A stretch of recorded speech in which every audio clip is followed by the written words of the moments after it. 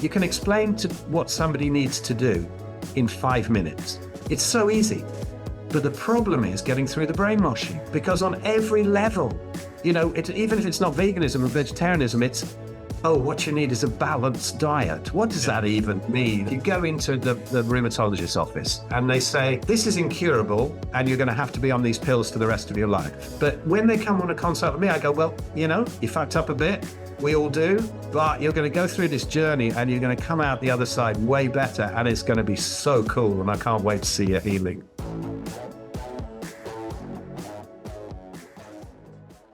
Welcome to the Plant-Free MD podcast with Dr. Anthony Chaffee, where we discuss diet and nutrition and how this affects health and chronic disease, and show you how you can use this to optimize your health and happiness, both mentally and physically. Hello, everyone. Thank you for joining another episode of the Plant-Free MD. I'm your host, Dr. Anthony Chaffee, and today I have a return guest and good friend of mine, Phil Escott. Phil, thank you very much for coming on. Oh man, thank you so much for getting me back on. I mean, it was prompted. I sent Anthony a big ranty email a while ago of just like I am just so fed up with the medical system, and I'm so fed up with people not finding their way out of these things, and so very kindly he's had me back on to have a couple of rants, and we got a few other things to talk about too. Oh, you're fine. So in fact, it's sort of a good time to announce it as well. But Phil and the group that he works with over in the UK, they're actually putting together a conference retreat sort of thing for a week in Spain next October, and they've kindly invited me to that as well. So I'll be going to that also sort of towards the end of October. And so maybe tell us a bit about that. When are the dates for that? And if tell us a bit about it. So if people are interested, there's still room. So if people want to sign up, they can get in contact with who?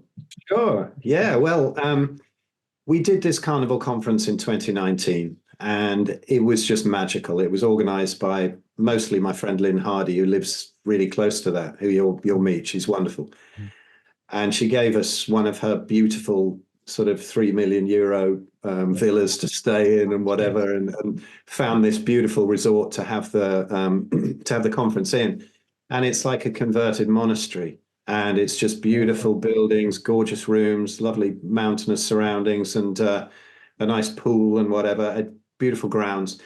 And we had such a great time. We had Paul Mabry, Zero Carb Doc, out there. We had Sophia Clements, who has since become a really good friend, and she was wonderful out there. And she's coming to this one as well. Anthony will be at this one. And we just heard the other day that Natasha Campbell-McBride will be there as well. So nice. They're going to be some great people. And it's just so chilled. The chefs there are amazing. They did some fantastic carnivore food last time. And it's just great because it's across the whole week. And it's proper luxury. Yeah, it is quite a high ticket one, but it's such luxury. It's all across the week. And you can just, sit out and hang around with people around the pool and chat. And that's half the fun of it, rather than the talks. The talks are great, but just that sort of social interaction. Only about sort of room for about, there's about 36 rooms there or whatever. So get booked. But it was fantastic, and I'm really looking forward to it this time, because I've talked to Anthony so much, never met him yet. I've stood next to Sean Baker and been humiliated, so I want to stand next to Anthony and be humiliated as well. Well, he's bigger than me, so it won't be too much. It'll be more even ground.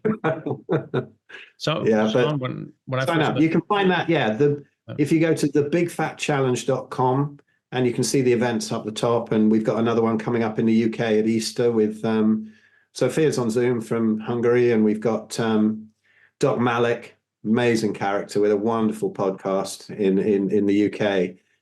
And he's coming along. He's become a good mate as well. He's hilarious. And we got Richard Smith, who you know as well, don't you? Yeah, no. I'll probably see you before that at the PHC thing. Richard will be there. Yeah. Got Richard, and we got Stephen Thomas and Ben and me and Andrew Scarborough too. Oh yeah, great. There. And he's a good friend of mine, known him for a long time. What an incredible story as well, with his glioblastoma. Fantastic. So and that's in the Peak District over Easter, and that's soon. So yeah, have a look at thebigfatchallenge.com. But my link tree's underneath. I think you can find it all through there. But Anyway, enough advertising. Yeah, well, no, that would be good, and like, well, it'd be good to see all of them. You know, Andrew is a very inspirational story. You know, he's got this, for people that haven't seen interview with him, I recommend they do. He is a 10+ year survivor of glioblastoma, brain cancer that it was actually a very aggressive form. So glioblastoma is already the most aggressive kind, but he has the most aggressive kind of the most aggressive kind of brain tumors. So very, very bad news. This is something that you have a couple months from time of diagnosis. It's especially without surgery. I mean, you're counting your days. So he only was able to get a partial resection because part of it was in his motor strip, and so we couldn't get a full resection, which obviously is not going to be as good of an outcome typically. Then when he was getting chemo and radiation, they found that it was the really bad kind of the even worse kind of GBM. And he basically decided to forego chemo radiation because they don't really work. And so he looked at that and said, look, these things aren't really sensitive to this. This thing's not really sensitive to chemo and radiation, so I'm just gonna cut it and try something else. He found Professor Seyfried, started doing ketogenic metabolic therapies, basically carnivore now. He's pretty much carnivore, isn't he? And He's very strict. I mean, I've been to dinner with him a couple of times, and it's like, you know, he even checks in a Brazilian restaurant if they've been anywhere near it with any herbs or seed oils or anything. You know, yeah. Well, and he's no to the pork or chicken when it comes around, which I'll have a go at when I go out. But you know, he's very, very strict. Yeah, he is. Good. And now he's 10+ years down the track. And last time I spoke to him, he was saying that his MRIs were showing clear. So it's not even that he had the full resection and it just kept it from coming back. It actually made the tumor, the cancer that was there, recede. So last time I spoke with him, he said that they actually couldn't see any tumor left, which is amazing. And that is an exception. People need to understand that. That's not typical of anybody who has a GBM, but it's something that we're seeing more and more and more when people apply ketogenic metabolic therapy to it. And there are studies on this. There are multiple case reports. There are multiple case series from top institutions such as Cedars-Sinai Medical Center in America. Dr. Hugh there, HU, uses this in his treatment for his cancer patients, and is now doing a phase 2 trial with trying to recruit like 120, 160 patients with GBM to do this as like a first line treatment, not just because all these other people are doing it as like a fourth line treatment. They get surgery, they get chemo, they get radiation, the tumor comes back, they get resection again, they get more radiation, they get more chemo than they do. Then they comes back again, they do another resection, they can't do more chemo, it's too much, or they can't do much more radiation, and then the chemo is not working. So then they go to Avastin, which is just, it's death on wheels. You once you do that, you can't even get surgery anymore. The brain's just so friable, it just bleeds and melts apart. So once you get that, you're not getting any more resections. And then after all that, they put them on ketogenic metabolic therapy. And at least at the time of that publication, of I think it was 15, only 2 had died. And those are the 2 who had come off the diet. One was a former vegan, then went to ketogenic metabolic therapy. Generally it's hard to do on a vegan diet. Certainly not safely. And so they started eating meat, fatty meat, all those sorts of things, and actually had recession, sort of, it didn't go into full remission, but it was shrinking on MRI. And so it was shrinking down. He was getting neurological recovery and improving from multiple aspects. And then after a year or so, which is, a year longer than he probably would have lived without it, he said, look, I can't really do this lifestyle anymore. I don't really like eating meat. This doesn't work with my social life. I want to be out with my vegan friends and do vegan things. And he died. It's very sad. It's very serious. And so this is amazing that we're seeing people like Andrew get better, and now he's doing his own clinical trials at Charing Cross Hospital. And he is, yeah, he's great, making some good waves in the cancer research department, isn't he? It's just marvelous to see. And I mean, he is so healthy and he looks ridiculously young. I mean, he's coming up to 40 now and he looks like late 20s and he Is looks he? amazing. Yeah, I yes. did not Yeah. realize that. I thought he was like 30 or something like that. No, he looks great. He really Hmm. does. And you know, definitely listen to Anthony's chat with him. I've had him on my podcast as well. And if you go to the Big Fat Challenge and Mhm. that event page, I've got interviews with all the speakers, including Andrew. And yeah, it's a wonderful story. He's cool, but I mean, some of the things he's been through, and you know, just trying to get clean meat, even eating bugs and stuff. You know, not the Klaus Schwab bugs, but you know, mealworms and stuff like that he was getting from pet stores and things like that, That's reptile funny. places. Oh, And he's done some amazing things, you know, during his time. But a really cool story, well worth listening to. And you know, the whole thing about this cancer business and the results that Sophia's getting, you know, at Paleo Medicina and Sophia Clemens, it's got to come out now. I mean, even my mum, you know, the video I've got on my YouTube channel of her breast cancer completely mhm. sort of reversing and all the skin coming back to normal and whatever. And very sweet of her, you know, 93 years old to let me put pictures of that up on YouTube. But Yeah. you know, it was a great story, and the oncologist hadn't seen anything like that before, and which is what brought me to that rant, really, because I mean my own issue of psoriatic arthritis. I mean, how many rheumatologists have ever seen a reversal of it? I don't believe they've seen it. And when I went back, I think I said on one of our other chats that, you know, when I went back to show off and say, you know, hey, check this out, how well I'd done. He got angry and screamed and told me I needed methotrexate and because you know it takes away their livelihood, doesn't it? If you just eat meat and it happens. But the times that they say, I think I saw it 3 rheumatologists in my time, and it was only a short time of a few months back in 2010 when I was panicked, you know. And soon realized they had nothing to give me. But they said, you know, they categorically state diet is not going to help. And this is probably, they've seen some dude, you know, give up bread for a week and they didn't Mhm. get completely better. So they go, right, it doesn't work, right? It takes a little bit more than that, right? Hey guys, just want to take a second to thank our sponsor, the Carnivore Bar. I don't promote many products because honestly, all you need to be healthy is to just eat meat. For those times that you're out hiking, road tripping, or stuck at work and you want a nutritious snack that is just meat, fat, and salt if you want it, the Carnivore Bar is a great option. So I like this product not because it's just pure meat, but also because I want the carnivore market to thrive as well. And the more we support meat-only products, the more meat-only products there will be available in the mainstream. So if this sounds like something you'd like to get behind, check it out using my discount code Anthony to get 10% off, which also applies to subscriptions, giving you 25% off total. All right, thanks guys. And how I stressed on my last chat with you that, you know, how sick I got last winter from just, you know, coming off the kind of PKD and fatty ruminant animal meat. I feel so much better when I'm on just lamb and beef, but I let it slip with a bit of dairy, pork, chicken, dairy, and eggs, and got in terrible trouble. But that was our last chat. But yeah, fine now, up more weight since last time. But you know, freaked you out with a CRP of 192, I think, and you know, so you Yeah. know, if it can do that to me after like 8 years carnivore, just a Mm. bit of a slip up, it's the rheumatologists are never going to see it. They're never going to see it, and the whole Facebook is full of these, you know, heal arthritis naturally groups and whatever. I think I've been thrown out of all of them now, which is why I started my own.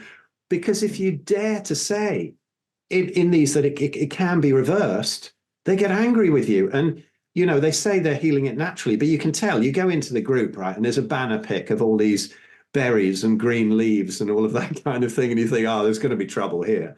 Mm. And you scroll down, and yeah, there's people talking about, you know, how you getting on with Embrel and have you taken methotrexate and has it worked? And they're posting pictures of their big fat fingers, you know, and they're in terrible pain, and they're not healing. And these shots are like what, like 5 grand a hit or something? Some of these biologics, Expensive. Yeah.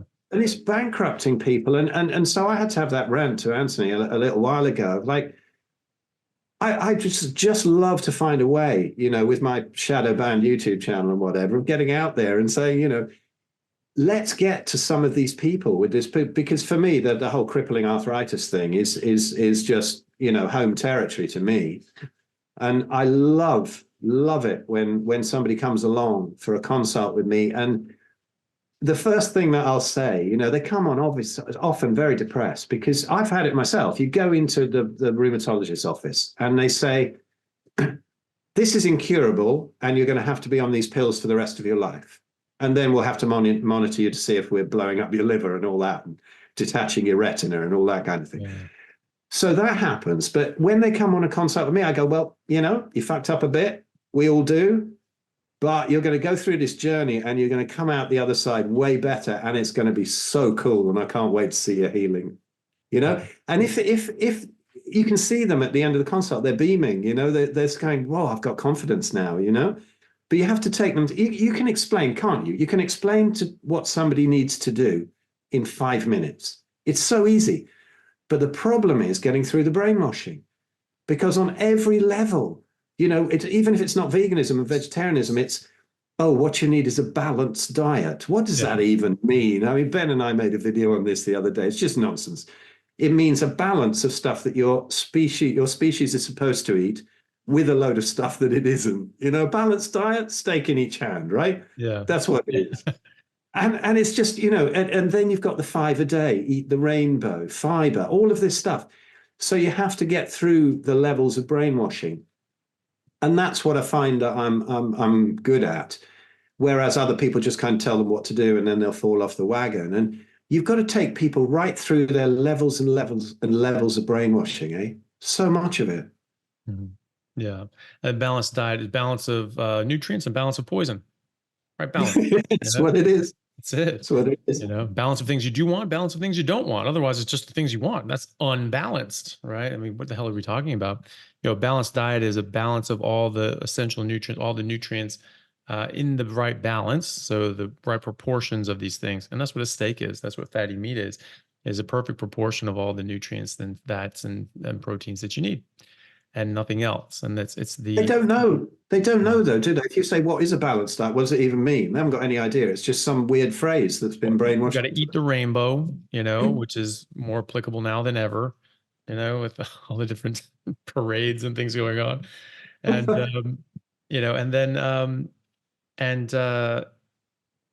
the problem, I think, is that people think that everything you eat only has nutrition. If that were the case, then that'd be fine. You get the things from bread, you get things from grains, you get them from, greens and salads and hash browns, whatever, and meat. And you need all these things. They all have that's what an omnivore means, really. If you're an obligate omnivore, right? Not just a situational omnivore where you sort of do it to survive or because it's convenient. If you're an obligate omnivores, I don't think necessarily exists. That means you have to get that balance. There are things you have to get from these multiple food groups, and they call these things food groups. That's the biggest marketing propaganda I think I've ever heard. It's not a food group. It's not food. These things aren't food. Eucalyptus is not food for us. Well, it's a food group. It's leafy greens. No, that's not food for us. So food for us is what we're biologically designed to eat. And, people can deny that all they want, but, they're only denying reality. And, so that's the thing, is that that's the balance you need. You need actual balance of nutrients. You don't need a balance of poison. Yeah. And it's amazing how through the centuries, through the millennia, really, we've been fooled on so many levels. And so it's just stuck so deeply. I mean, I have to say, I don't know if I'm allowed to say that you've got this book coming up, and I've had a couple of little sneak previews of it, and it's damn good. I mean, Matt, seriously, get that, man. It's fantastic. I mean, some of the concepts in there are so cool to disassemble people's brainwashing.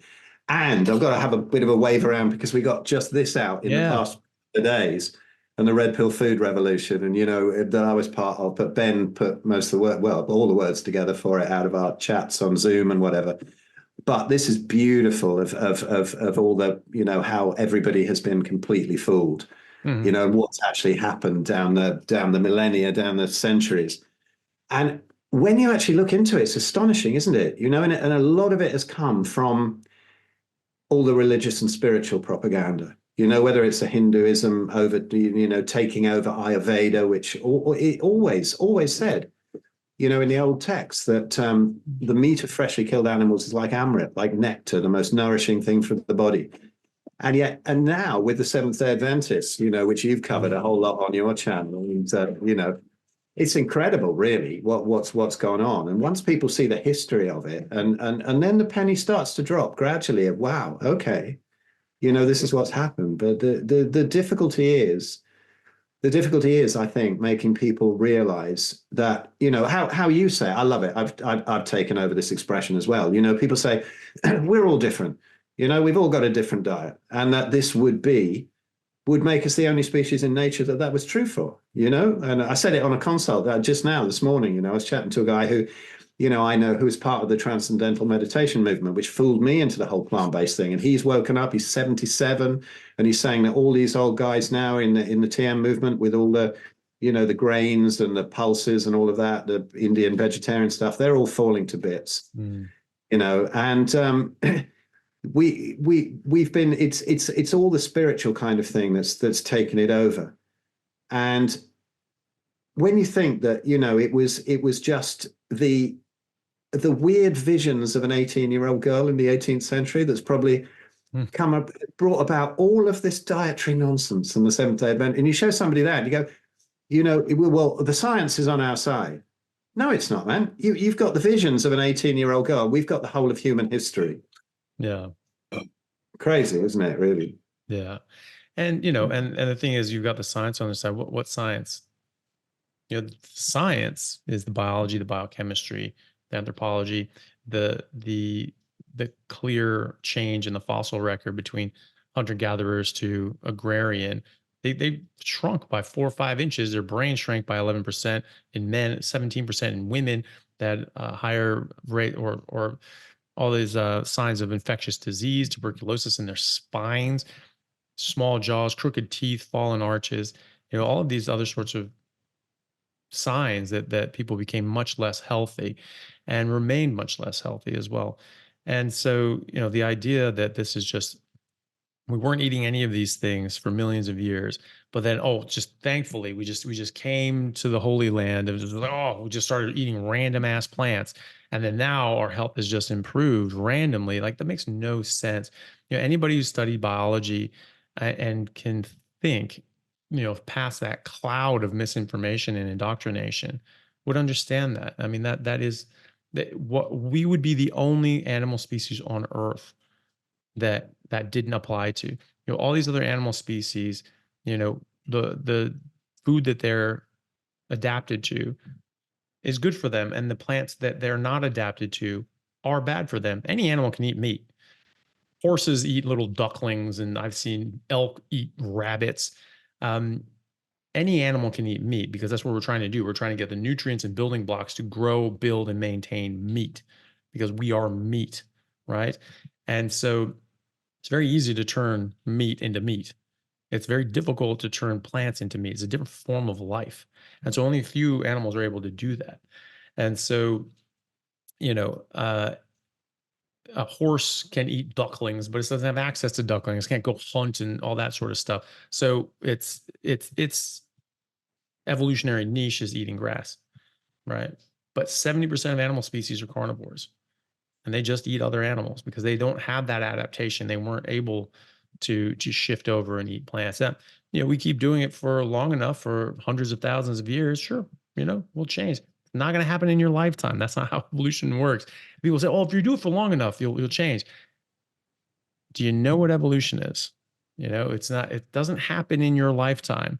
There's like a little switch, a little change, a little change, a little change over hundreds, thousands of generations. And you just get a little more adapted and adjusted to surviving under different circumstances. It's a very slow process. And yeah, I have a boa constrictor, and however much I wave broccoli around in front of him, he's not going to strike at it. No, he's not have anything to do with it. No. Yeah, and that's it. It's you take all the boa constrictors in the world and you feed them rats or you feed them broccoli.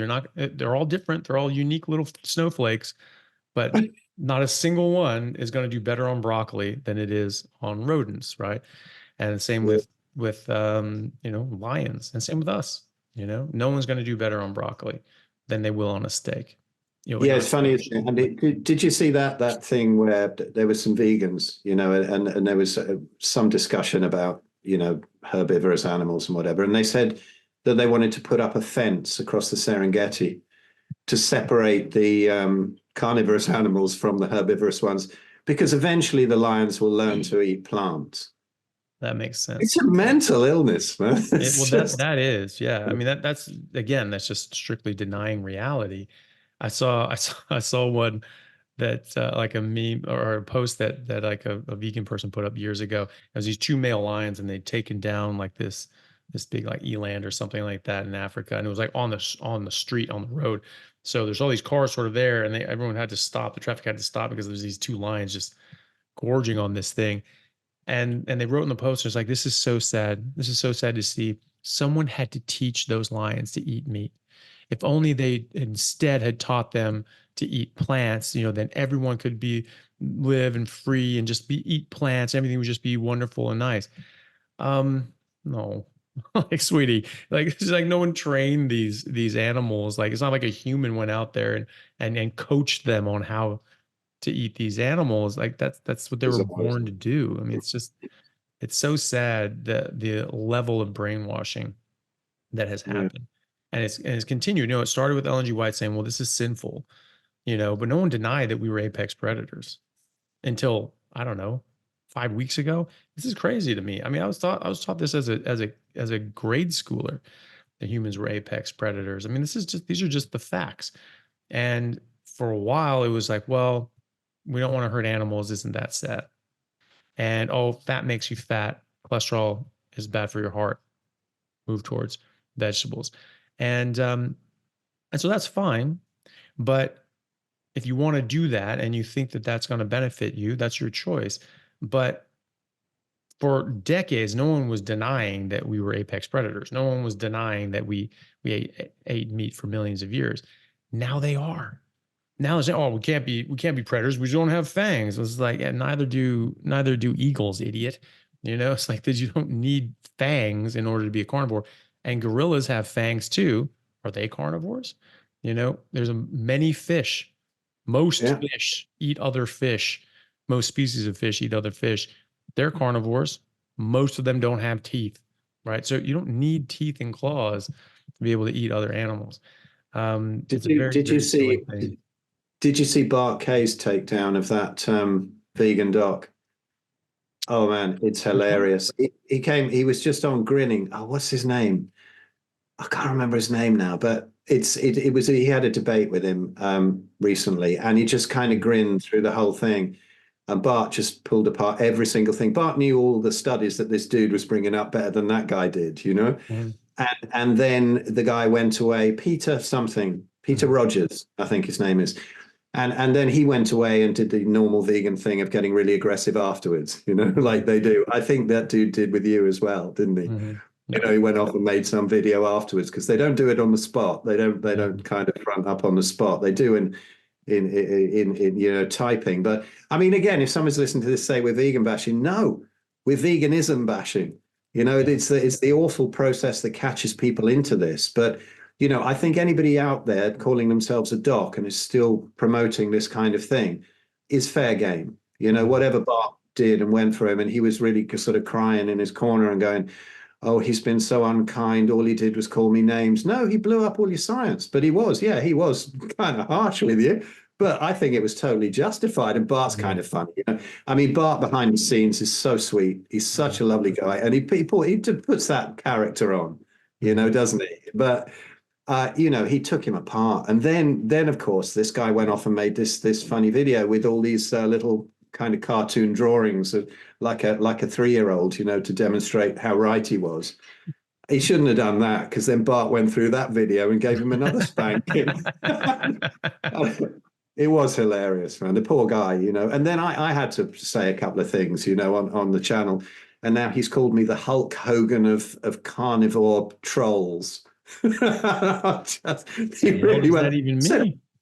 well, I mean, take it's it, quite, I mean, quite a welcome to the compliment. Quite legend, a compliment. Yeah, Yeah. exactly. But it was funny. I wasn't rude at all, but they kind of imply you are. We never are, really. You just say, "Oh, Mhm, come on, this is ridiculous." It was when he made a video what pissed me off was when he made a video about how essential fiber is for autoimmunity. I was like, you have never been autoimmune. Well, it is, yeah, But you know essential what I'm for saying? It's essential to bring about autoimmunity. I agree. Yeah. No, exactly. yeah. And then you say they say things like, why don't you go off and research? I go, mate, I've been looking at this for 40 years. I was wrong for 30. I wrote books on this plant-based crap. Look where it ended me, you know? Yeah. Look where I ended up. And so I believe these people really, you know, it's part of my rant because these docs need to be taken down. When you have doctor in front of your name, you get taken so seriously. Hmm. And they don't realize they have, like, you know, 5 minutes training in the wrong diet, you know, if they're 7 years of looking to be a, you know, a legalized drug pusher or whatever. Mhm. And you know, I noticed so often that it's the surgeons who wake up, because Mm. that's a totally cool branch of medicine, right? People go, oh, well, what are you going to do if you break your leg? I'm not trashing the whole of the medical system. I'm trashing these drug pushers. That's what I'm Mm. trashing. And it's so important to me. I, you know, that the whole I did a video a while ago on my channel called "Criminal Rheumatologist Destroys Family," and it was because I had a somebody who I consulted with whose kid was like 6 years old. She had juvenile rheumatoid arthritis. She was in real trouble, and she didn't want her to take a load of methotrexate. And then she got in terrible trouble with social services, police, everything. And they would try and take the kids away. And she ended up on the run just to keep her kids. Jesus. It was horrific. And I made this video specifically for this rheumatologist and sent it to him. You know, it's on my channel anyway, but I got really pissed off with that because when it comes to kids, it's like, come on. And the same thing happens with cancer, isn't it? If you don't want to go down that route, you can have your kids taken away. Mm. And you know, Zofia is going to do at our War on Health conference at Easter. I persuaded her not to do the whole thing on the science. She's going to do some on glioblastoma that because Anthony's there and Andrew's there, and it kind of ties in. But she's going to do some on, you know, this horrendous treatment that she's had, where you can imagine that they have incredible success, but so many people get caught up in the system that when they eventually end up going to paleomedicina, they're within days of dying. Like, you know, this is like the last resort. And what can you do then? And then she gets the blame. And then social services come in, you know, child protection and stuff like that. And so she, you know, she gets a hell of a load of stick over there. And this is what's happening. And just, you know, to bring people round to the fact I'm not militant. We're not militant on our big fat challenge that I run with Ben. You know, people go, "Oh, you're all militant, and everybody has to go PKD or whatever." No, you know, people could do whatever they like, but if you present them with the evidence of what's happened, then when they really need it, they can maybe. How many lives would be saved if those people who didn't go through all the chemo and all the craziness went to Zofia first? Mm-hmm. You know, or somebody. I mean, I find it much more difficult on consults when people have had it for like 20 years and they've been on all the drugs, because then you're battling against the damage of the drugs and whatever as well. And so to give them that as an option to start with would be wonderful. But the trouble is, it's going to put them out of business, right? The rheumatologists are not going to be driving their smart cars anymore. Yeah. Well, you know, the thing is too is that you know, it doesn't have to take away from those things, especially with cancer. I mean, ketogenic metabolic therapy has been shown to be a very beneficial adjunct to chemo and radiation. So Makes it more effective, right? it does, yeah, and it makes it safer too. So there's a study in 2018 and one in 2019. One was looking at chemo, one was looking at radiation with ketogenic, well, basic ketogenic diets, and they found in both that there was a benefit, there was a protection to your normal cells, so people didn't get as much damage, radiation and chemo damage to their native cells, and they got they sensitized the cancer cells more, so it did better against the cancer and protected the patient more. So, you know, even if there wasn't this whole field of cancer biology that shows that this is very important to limit the amount of energy supplied to the cancers by limiting glucose intake and lowering your GKI. There's that, you know, you protect your body and you make chemo and radiation work better. So This is not one or the other. This is not, oh, do this crazy loopy new age thing. Well, first of all, this is being taught in cancer biology courses at top institutions in America. And we have studies on studies on studies showing this in humans and in preclinical trials in animals. And it's an adjunct. You can do this as well, right? If you don't want to do that, that's your choice. Like Andrew chose not to do that, but you absolutely can. I mean, I probably would. If I got a GBM, I probably wouldn't waste my time, honestly, just because it doesn't do much. Maybe adds a couple months, which is not what I'm going for. And you get the different side effects. And I had a good friend of mine, actually. She passed. Well, I assume she passed away recently because I haven't really. She sort of went MIA, and she was having worse and worse problems. And then her husband sort of messaged me and said, thanks for all your help, and she's not doing well. And so I haven't really heard anything from there. But she had a GBM for 6 years, and she had multifocal GBM, so she had multiple spots in her brain, and she had previous resection that sort of came up in multiple spots around her brain. I told her about all this 6 years ago plus, and she just went, screw it, I'll try it, and she just kept going and going and going. And she was doing really well. And, and she wasn't even 100% strict like Andrew was, I was talking to her sort of at the 5-year mark, and she was saying, yeah, I just had an MRI. There's no sign of disease. Like, wow, that's amazing. That's really great.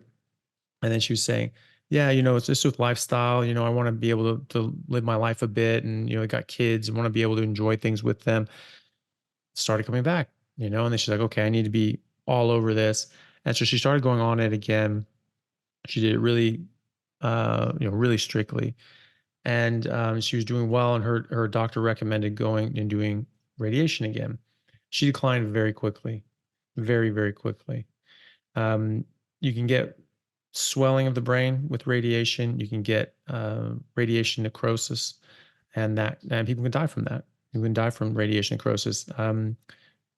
Professor Seifried has a published case report where this lady lived, I think she lived, how long was it? I don't know, 7 years or so past where they thought she was going to live. And then or was it? Well, anyway, one of the case reports that he has, doing very, very well. Then, doctor wanted him to do another round of radiation, hit it with radiation, same thing. He had radiation necrosis, and he ended up dying from it. And so for me, I probably would forego. I'd get surgery if it was operable. And then I wouldn't be too much different than now than just fasting, and I get it honestly like a glutamine inhibitor, and I would just do long aggressive fasts, like 14 to 21 days, refeed. 11-day dry fast, man. That's it. Well, yeah, you probably pull that out, but I don't know. Have you seen that amazing research of the Russians, Filanov and one other one, of the dry fasting? But I wish I'd known about it back in the day, because I used to do very long water fasts when I was too frightened to eat, because I was eating the wrong stuff, and it was the only thing that would take away the inflammation in the joints. But I lost a lot of muscle with it, and the dry fasting that can, preserve the muscle and much quicker into autophagy and apoptosis and the stem cell release, and then these acidotic crises and whatever. But there's a book, Filanov's written a book, I've forgotten his first name, but and there's also the YouTube channel, what's his name? August Dunning, and his YouTube channel is the Phoenix Protocol, and he's more into sort of like a 7-day dry fast every year, or maybe twice a year for longevity and telomere length and that kind of thing. But the stuff around dry fasting, and when I've tried it, it is quite amazing how, the body will not break down the muscle, but it will go for all the useless cells and then try to find the water that it needs. I did it once when it was actually just before the Carnivore conference, and from the damage that was in my knee, I had a Baker's cyst at the back of it I didn't really know about, but it burst one day and dumped all the fluid down my calf, and it was really painful. I thought, oh, hang on, I felt a little bit of a tear at the back of the knee. And then my knee was moving much better than normal. And I thought, oh, that's nice. That's cool. Hang on a minute. My left calf's twice the size of the right one. I know what's happened. And so I went to the hospital and I took a bag, and I thought, yay, they'll keep me in overnight. They'll give me a bit of a knee wash as long as they don't put any steroids in there or cut anything out. Just give me a bit of a knee wash. They'll have to do it now, won't they? I said to the missus, yay, it's great. And I went in there going, yay, I've got a burst Baker cyst. It's cool. And they're going, why are you so happy? I said, well, then you can maybe wash some of the gunk out that's been in there, as long as you don't put anything nasty in there. They went, yeah, you got a burst Baker cyst, just go home. I'm like, oh God, You can't, even when you want something medical, you can't get it, So anyway, they said, that fluid is in the calf. If your foot goes numb, it could be serious. We'll have to drain it, but it's going to take weeks for that to reabsorb. I did a 4-day dry fast, and I went back for an appointment in a week. There was no fluid in it. The whole lot had gone. They said, how on earth did you do that? And I said, oh, just a 4-day dry fast. They said, well, don't you die after 3 days? No, you don't. Without water. No, maybe if you're walking around in the desert and you're sweating and you're totally dehydrated, maybe. But no, people. Don't you die after 3 days? I guess I'm speaking to you from the grave. Yeah, exactly. Yeah. This is through a Ouija board. But it's fine. I mean, not even thirsty on the 3rd day. It just gets easier and easier. But I do find dry fasting a lot more effective than water fasting, and a lot easier. But I can see. So Sophia's sitting on my shoulder there, wanting to give me a slap and say, "Never fast, never fast." She says that because she's always thinking that the PKD is so effective, that high-fat carnivore diet, and most people go into it with no complete lack of nutrients. But if you do have a specific thing, like I'd been carnivore, I probably wasn't lacking in nutrients. I just burst this Baker cyst, and I wanted to see how quickly it would mop up extraneous fluid in the body, And there are incredible stories of people just getting rid of like pancreatic cancer and whatever with an 11-day one. 2 separate Russian researchers, I believe, came to the same conclusion, that there was this sort of magical period of about 11 days. It can get a bit dodgy, but if the heart rate goes up over 120, bail out. There's certain warning signs. It's not completely safe for everybody at that length, but as long as you know what you're doing and you know when to pull out if you have to. Some incredible results. Yeah, I'm a big dry fasting fan now. I don't find the need to do it much anymore, but fantastic thing to do. Nice.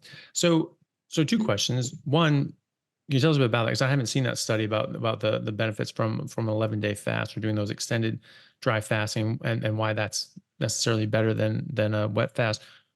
Or the other question is, I assume that these studies were done in the context of comparing to the general population in a general diet, because the studies that it's limited, but there are studies on comparing fasting to ketogenic diets called the fasting mimicking diet, and they seem to have very similar results. In fact, some where you're just fasting, and these are water fasts, people can lose their hair, or they'll have other sorts of side effects, whereas when you're having food, you don't get those side effects. Generally about 100 grams of protein a day. You don't have the hair loss, for example, on a longer fast. But what is it about dry fast that's so good? Where's the sort of the sweet spot for it that you start getting real results? And do you think that this is a benefit on top of just being in the right metabolic state on a carnivore diet? Hey everyone, if you need a little extra help getting started on a carnivore diet and my online resources that I have for free aren't enough for you, you can go to www.howtocarnivore.com and sign up for a 30-day carnivore challenge, where you'll have online resources, group support, weekly Zoom meetings, as well as the ability to chat live with myself, Simon Lewis, and the others in the challenge who can help you and support you and give you extra advice and help you along the way.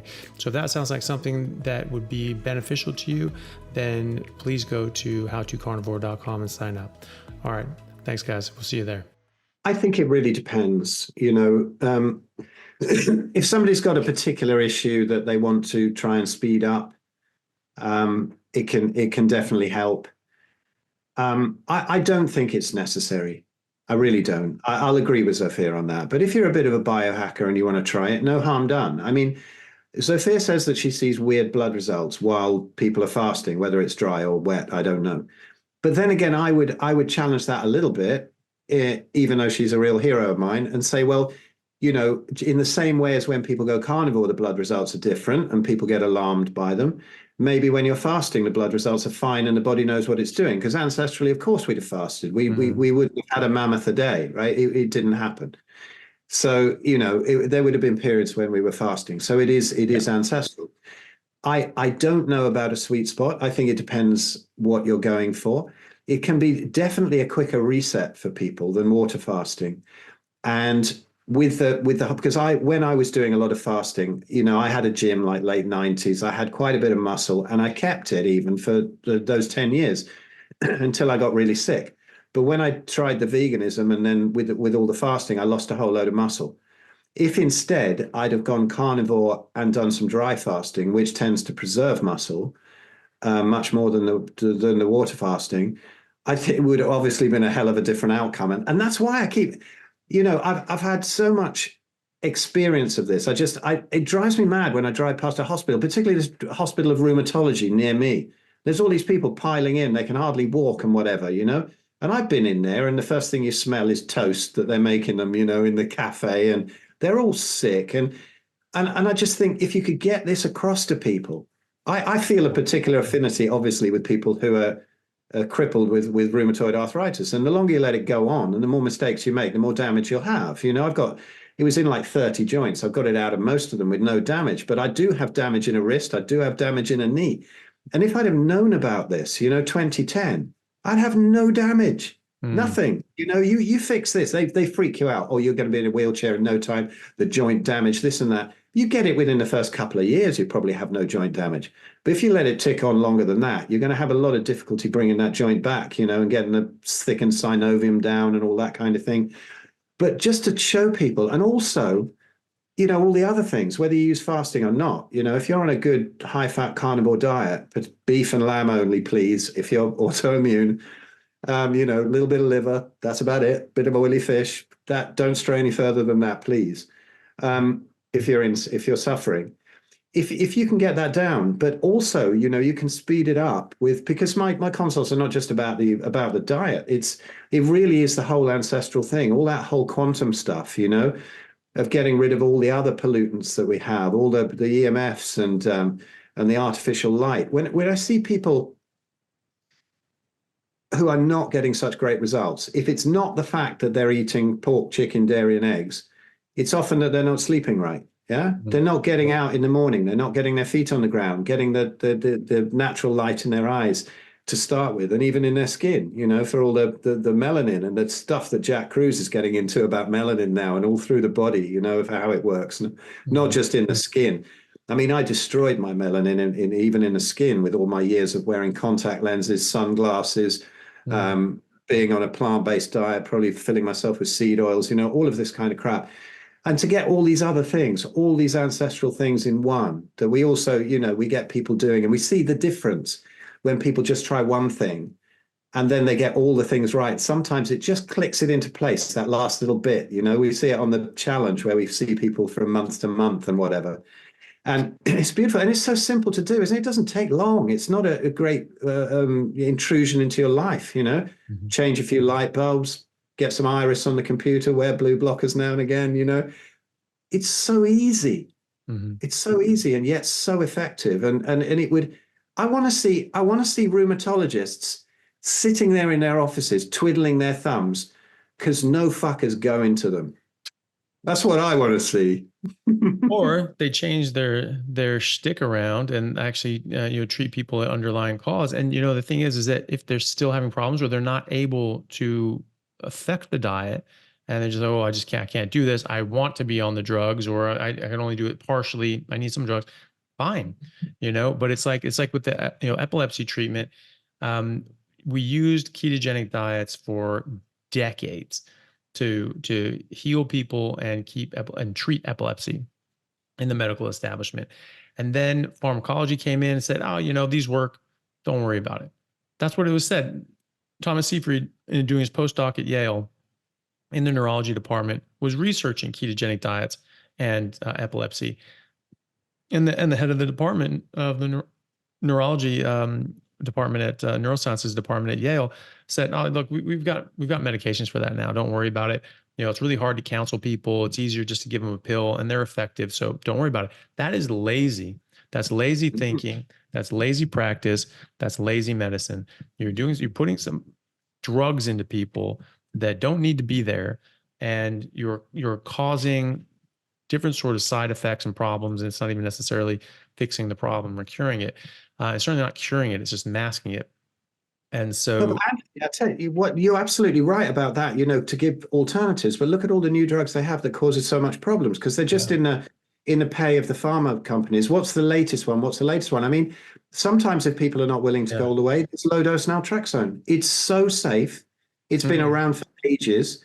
And it's really, really helpful at switching off autoimmunity if you can't go that strict. If you go strict, you don't need it. But they Mhm. don't prescribe that anymore because it's cheap as chips. It's nothing. It's like $25 a month or something. I prescribe it. Ah, good man. Yeah. Yeah. But, Yeah. Don't a lot of Pharmacists never docs will have to say though. they won't do it. Yeah, if Pharmacists you never don't have to do though. it, if you go strict. Yeah, But, exactly. it Yeah. really does work. When I wasn't that strict, still eating a few veg, it got me across a couple of years Mhm. without any trouble, but much better off without either. But, those are the safe things they could do. But the stuff they're prescribing is not safe, and nothing else will work. Is horrific, but it's never going to change until the pharma companies change. Then the docs will. Well, yeah, and if the markets change, people just say we're not accepting that anymore. I mean, they're going to have to change. They're going to have to start providing service that actually people want. And if people understand that that's not the way to go, then they'll have to change. They'll have to move. At the moment, they're fighting it. They're trying not to let this information get out. Cat's out of the bag. This is gonna happen. And so, eventually they're just gonna have to change their modus operandi. But, that was the thing, was it Goldman Sachs that leaked a talk that they gave, and the slide said, is curing disease a viable business model? It's just like, we don't want to cure disease. We want to treat disease perpetually. This is why you on statins for the rest of your life. This is why you want, to get someone on young. Oh yeah, rest of your life. Instead of, when you have a 20-year-old come in with testosterone of an 85-year-old man, and you go, oh, TRT. Why wouldn't you address anything else in their life? Why does it happen? It was just idiopathic, testicular failure. Okay, idiopathic means you don't know. Look, try to figure it out. Try to address some of these other things. I've had kids come into me and they have just bottomed out testosterone. Should be screaming out of their ears, at 18, and yet, very, very low, very low. And put them on a carnivore diet. 2 months later, it nearly triples. Right, that kid could have been on medication the rest of his life. If he went to another doctor, he probably would have. And we're doing this over and over and over again. We're not trying to actually fix people. We're just trying to treat them and put them on medications. And that kid would have been stuck. He would have been on that for the rest of his life. So you And see, you see, you yeah. see there's so much, don't you, across the carnivores, all these people getting their boners back and stuff. It just sorts it out. I've got a little short on my YouTube channel just saying, does the carnivore diet give you better boners? Oh, Check it out. So it's about like 50, 55 seconds long. And there's somebody who's 61 now, coming up 62. It's, but like 18 again, and this is a pretty good sort of marker as what's going on there. Whereas on a plant-based diet, it's kind of slowing down. But we see it a lot, and women getting their fertility back and all this kind of thing, all the hormones that get balanced out. It yeah. is, yeah, it's worth talking about. I mean, it's Right. a lot of guys are worried about that kind of thing, eh? Yeah. Um, Bill, I'm terribly sorry. I think we got to wrap it up there. So I've got another meeting. Unfortunately, obviously, I could No talk worries. to you all day. No Um, worries. However, people, please do take a look at that. Please do come and join us in Spain in October. We'll put the details down below and the website links for that. And it's bigfatchallenge.com is the website, correct? Yeah. But I Yeah. think I sent you my link tree. It's all in that. If Yeah. anyone wants to Perfect. consult with some guy who's made all the wrong moves in autoimmunity and knows Yeah. every single wrong move you could possibly make, Yeah. come and chat to me. But come and see Anthony in October. Come and hang out for a week. I'm really looking forward to it. And yeah, my link tree down there. It'll have all the links in. Yeah. Anthony, thank you so much for No having me back problem. on. And if people want to book a consultation with Phil, he does do consultations, and obviously very much an expert in autoimmunity. I've learned a lot of what I know about autoimmunity from Phil as well. So definitely highly recommend him if people need that as well. And we'll put the link tree down below, and people can check that out. And from what I hear, Phil's also going to be starting a new YouTube channel, and might be having an alternate sort of channel there. And if by the time we get this up, I'll put the link down below for that. And yeah, thank you very much, everyone. And we'll see you next time. Hey guys, thank you very much for taking the time out to listen to what I had to say. If you like it, then please like and subscribe to my YouTube channel and podcast. And if you're on YouTube, then please hit that little bell and subscribe, and that'll let you know anytime I have a new video out, which should be every week, if not more. And if you could share this with your friends, that would help me get the word out and let me know that you like what I'm doing. Thanks again, guys.